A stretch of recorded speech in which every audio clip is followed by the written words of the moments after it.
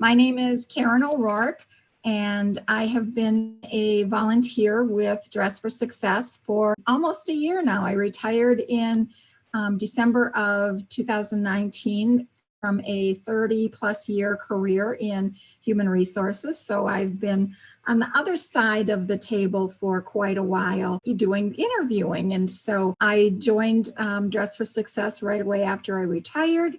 And I have been both an image coach and a one-on-one coach, as well as teaching this class, the resumes and cover letters class, and the professional success plan class. I'm Deb McGee. I have volunteered. I started last fall, kind of took a break when COVID kind of first hit. Decided since nothing's changing real quickly, I may as well get re-involved and do some of these classes virtually. I've done several. I come from a background of 30 plus years also working as a first line social worker, then a lead worker and supervisor, most recently for the last 10 years, I guess, or so, at Washington County Social Services.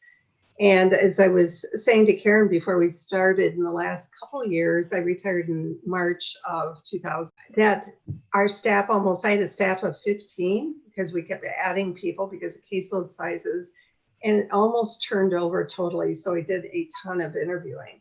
So this is a topic kind of near and dear to my heart because you learn a lot from doing interviews with people as well as participating in them. And so here are some of the things that employees are looking for when they're looking at new employees. Emotional intelligence, executive functioning, growth mindset, agility, accountability, teamwork, honesty, and confidence. So interviewing in 2020 may be a little different than it would have been in the past. You can expect that there are going to be more remote interviews, and whether that's actually just phone interviews or video interviews. We're going to talk about those, and then we'll also talk about preparing for in-person interviews, because I do know that there are some of those that are going on as well. So the first thing that you're going to want to do, regardless of what kind of an interview it is you're going to want to be prepared.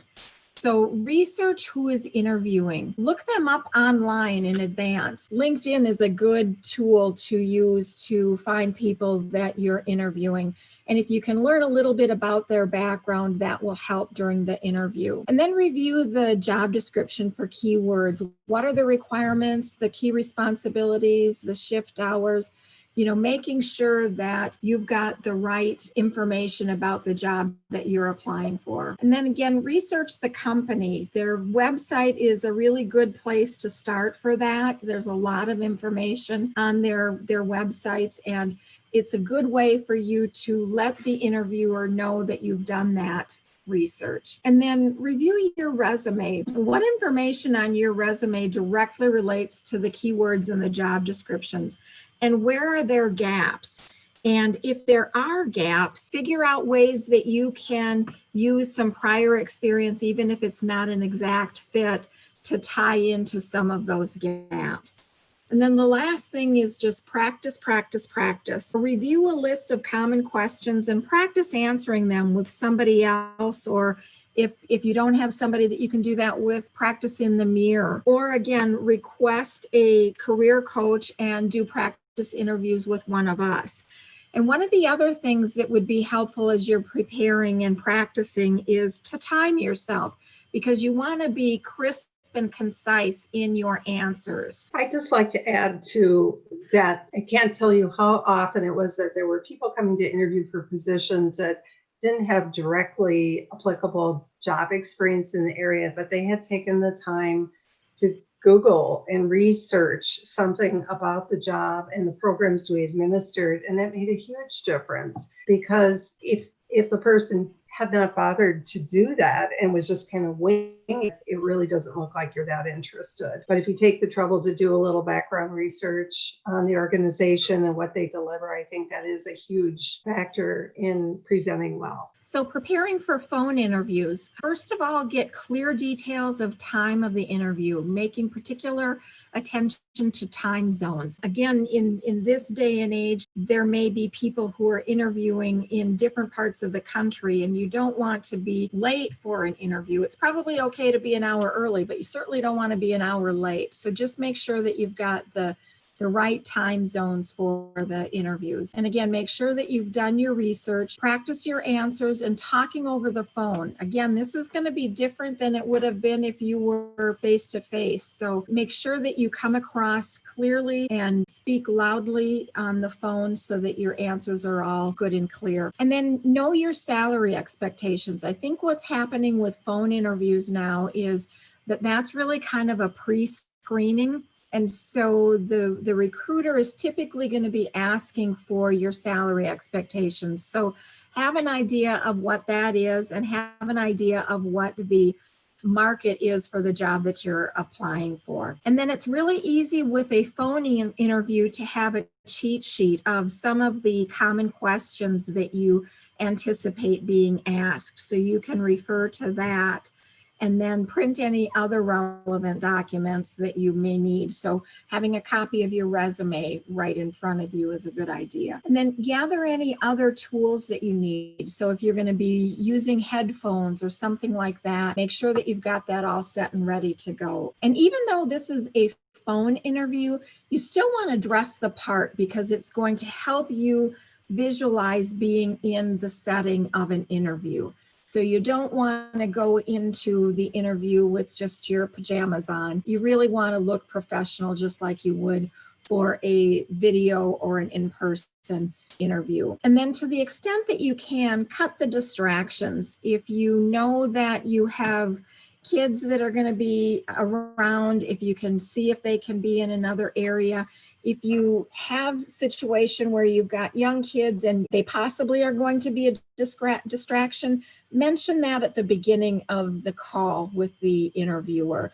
I think people are much more sensitive to that in this day and age where they know that people are not necessarily being able to take their kids to daycare or that their students are distance learning and it's really a different environment. So at least acknowledge it if you think that there's going to be a distraction. And then just plan for the worst case scenario, whether that be, an interruption with a child or something like that. Make sure that you have your phone charged so that you don't run out of battery, but just, be fully prepared for the worst case scenarios. And so preparing for the video interview is, again, very similar to what you would do for an in-person interview.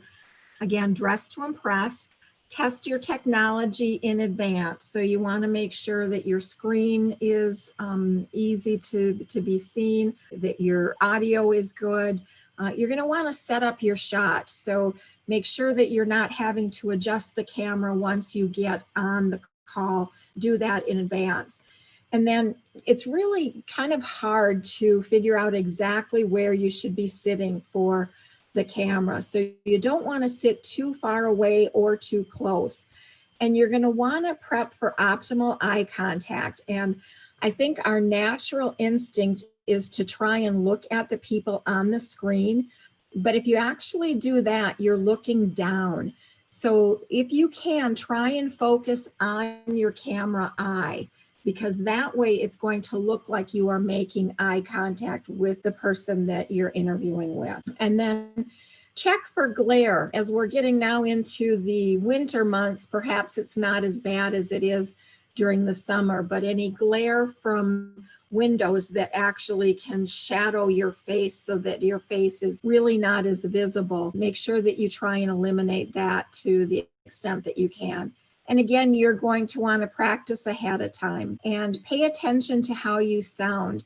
I think that we all realize that we sound different in a Zoom call or something like that than we think that we do when we hear ourselves. So pay attention to that. And again, have somebody else listen to you if you can. And in this case, again, you can have a cheat sheet and write out some notes, but don't rely too heavily on them because it's going to be more obvious in that situation than it is in the phone call. If you're going to have notes, have them off to the side so that you can make a quick glance at them and then immediately go back and look at the camera. And again, minimize interruptions. And if you think that there are going to be possible interruptions, then make an acknowledgement of that at the beginning of the call. And then show up a few minutes early. Again, better to show up a little early than a little late. Just make sure that you're doing that. And then obviously you can't do a handshake in a video interview.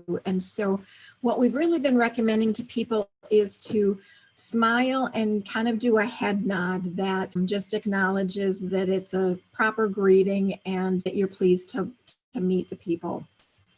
And you can just acknowledge, as the interview probably will as well, that this is a different experience. And most of us are not as experienced in this as we are in face-to-face conversations. And again, you're going to want to maintain good posture, just like you would in a face-to-face interview. And one of the things that I really encourage people to think about, whether it's a phone interview, a video interview, or an in-person interview, is to treat the interview as a conversation. I think a lot of us get quite anxious about the fact that we're interviewing. And if we just remember that it's a conversation where you're getting to learn something about the employer and they're getting a chance to learn about you. Thinking about that as you would if you went out to a gathering and you're meeting somebody for the first time, where you're just trying to get to know them and they're trying to get to know you. So putting less pressure on yourself. The whole video experience presents so many different new challenges. And even just going in a meeting like this, when you can't see somebody face to face, it's hard to know when to break in, to add a remark. It can be really awkward. So I think everyone, including the employers, have to acknowledge that this is a whole new way of life. And it presents some unique challenges. But I think with anything, with time, it'll get easier as we get more accustomed to doing it. So in-person interviews, and typically what I have learned just with some of the women that I've been working with through Dress for Success is that they start out with either a phone interview or a Zoom interview, and then they end up with a final in-person interview. And so don't count on employers to have figured everything out. They're still new to this whole situation as well. And so the ones that have it together are probably going to ask you to take your temperature. They're going to expect that you wear a mask. So even if they aren't wearing a mask, you should wear a mask to show that you are conscientious about the situation. And then again, handshakes are out for right now. So again, just making good eye contact, smiling, and a nod of the head will acknowledge what would normally have been a handshake. And then watch your nonverbals. So again, sit up straight, don't lean on chairs, stay calm and sit quietly, don't wiggle. I think a lot of us tend to, get a little antsy if we're nervous. That's something that you're going to want to be able to do then as well. Don't fold or cross your arms. That is a sign of defensiveness, so you don't want to do that. And then keep your legs still and use hand gestures to illustrate points, but don't be distracting. And so do what comes naturally to you. So then you're also going to want to be prepared for a panel interview and some behavioral-based questions. Behavioral-based questions, those are really questions that assess your past behavior and help predict the future based on what you have done in the past. That's an example of that would be when they say, tell me about a time you had a conflict with a coworker, or tell me about a situation where you dealt with an unhappy customer, something like that, where they're going to ask you to refer back to something that you have done in your past. All of our first initial interviews were done through a panel, 3 or 4 people. And I know you do feel greatly outnumbered when you're interviewing for a job, but I think it's important just to kind of make eye contact with each person as, just keep moving around, the table and making eye contact with all the members of the panel. What we did was, it was a structured interview where you got the questions maybe 15 minutes in advance and you had time to take some notes. And we just take turns asking the question and then we would take notes on the responses. And that, can be intimidating, but I think how you present in that initial, and usually, people on the panel tended, for the most part, to see things fairly similarly. We had people from different backgrounds, different aspects of the job that would participate. And usually when we discussed at the end of the day the interviews and who we would select to come back for a second interview, we were pretty much in accord.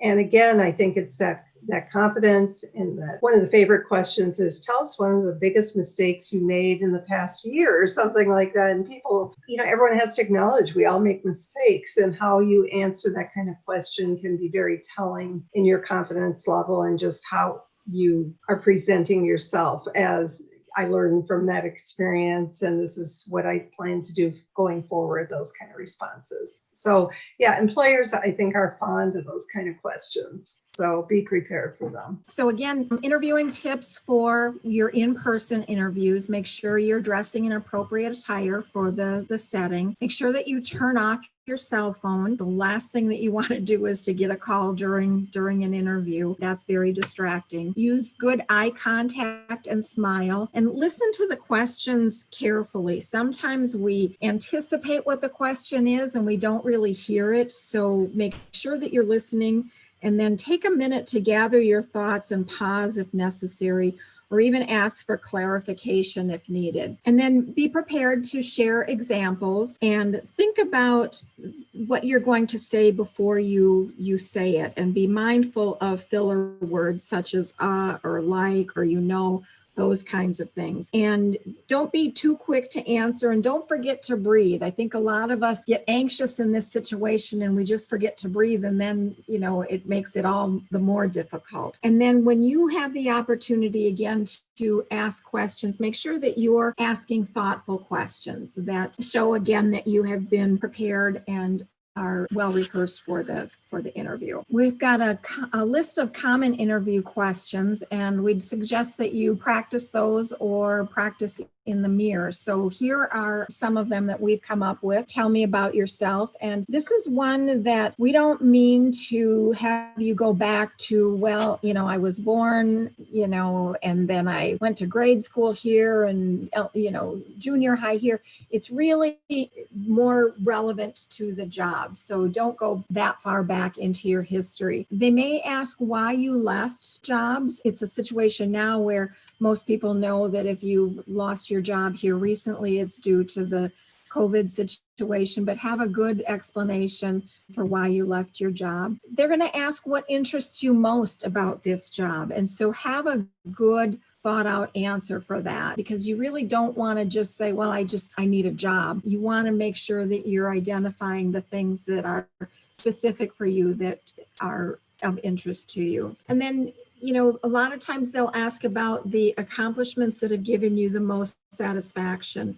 And that's a way for them to identify what kinds of things may make you happy in the job environment, and would their environment be conducive to that. And then tell me about a time you had to work under pressure to meet deadlines. A lot of times people ask what your strengths are. And if you have taken the Strength Finders assessment, that's available in the Assess Your Talents part of Dress for Success. That's actually a good idea to even include in your resume. But, being able to highlight your Strength Finder strengths, because those are natural strengths that you do without even thinking. And so that's a good thing to be able to share with them. And then Deb also mentioned the question about, tell me a time that you made a mistake. And that was one of the questions that I always asked as well, because I wanted to see what they learned from making that mistake. So again, we're all going to make mistakes. We make mistakes every day.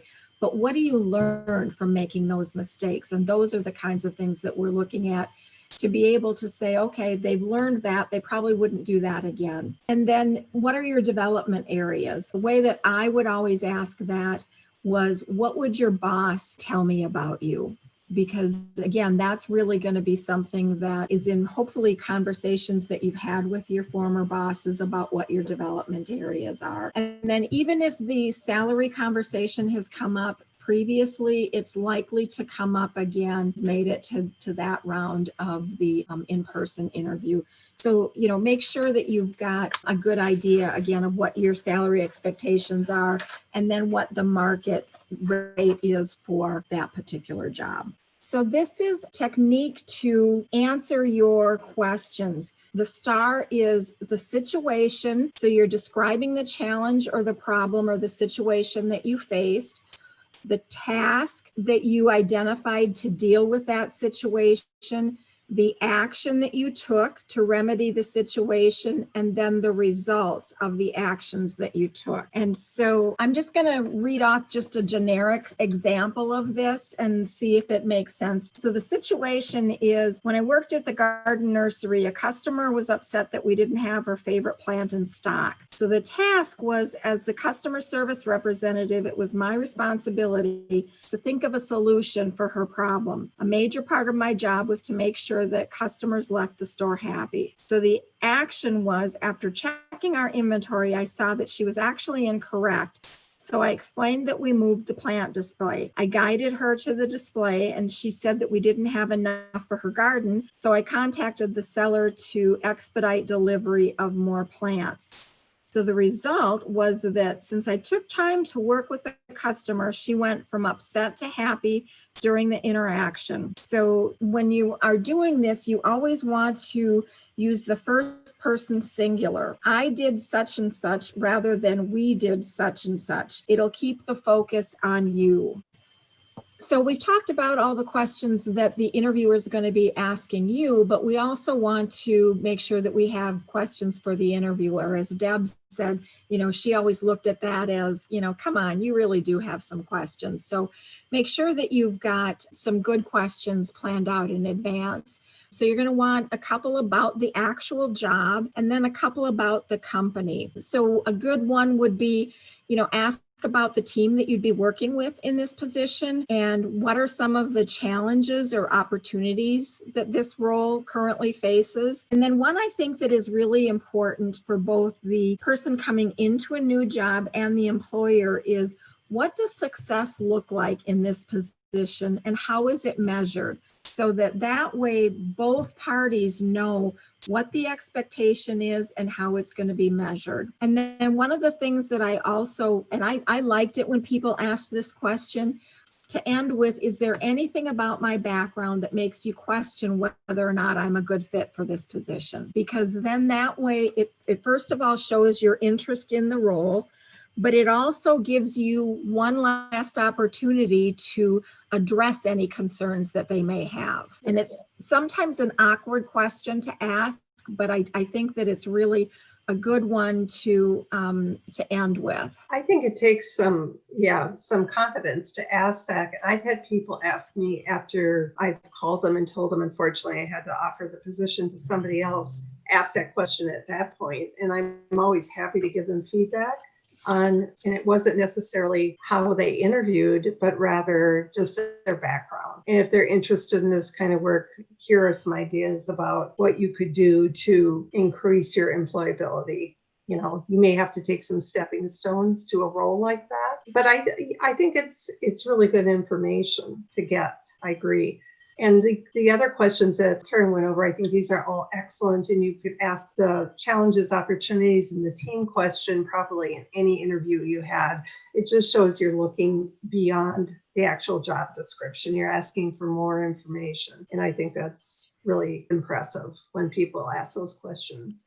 Extremely important, I think, to ask some questions because, again, it indicates interest. We always allow time for that, either at the beginning or the end. And if people said, no, I can't think of any questions, you just kind of go, really? It's surprising. Most people do have questions that occur during the course of an interview. So I think that really indicates interest. So just a few more tips. Again, plan what you're going to wear the night before. For personal interviews, map out your route to the interview location, set out all your necessary items in advance, and clear your schedule of any obligations and plan for anything that might go wrong, whether that be technology or travel. So after the interview, you're going to want to leave on a good note. out and thank the interviewer, obviously. Ask about next steps and timing, and then send a quick email and a letter thanking the interviewer and reinforcing your interest in the job and the company. My experience over the last couple of years was that people were not sending thank you notes again, and I'm not sure why.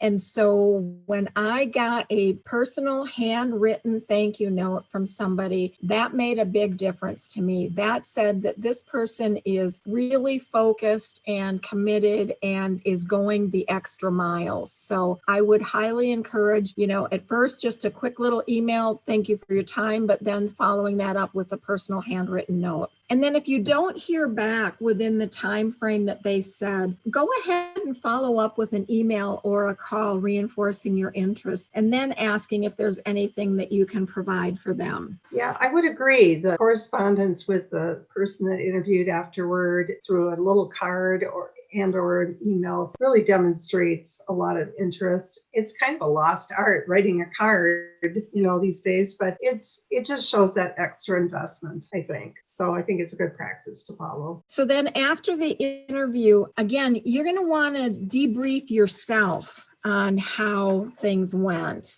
What worked for you? What would you have done differently? What did I learn from that experience? And even if you don't get the job, still be grateful for the opportunity. And then this is where Deb had mentioned that she'd had people ask for feedback as to why they didn't get the job.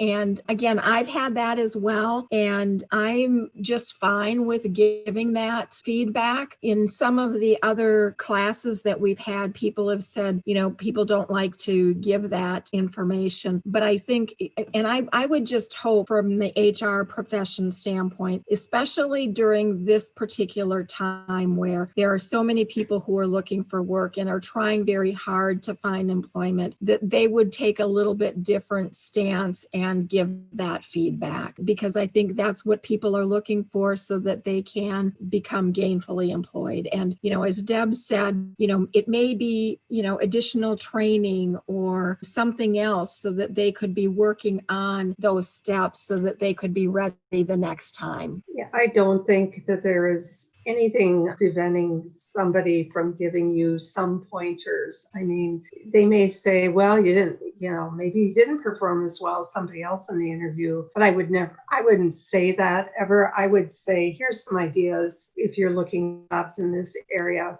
you could like the training, or maybe you need some more entry-level experience for a while. That would really set you up well for a position like this. You're always going to get something out of that question, I think, from the people that interviewed you. They're not going to just manufacture something. They're going to come up with something helpful. And just, take a view that all interviews are a learning experience and they help to prepare you for the next one. All right. Thanks, ladies. Thank you.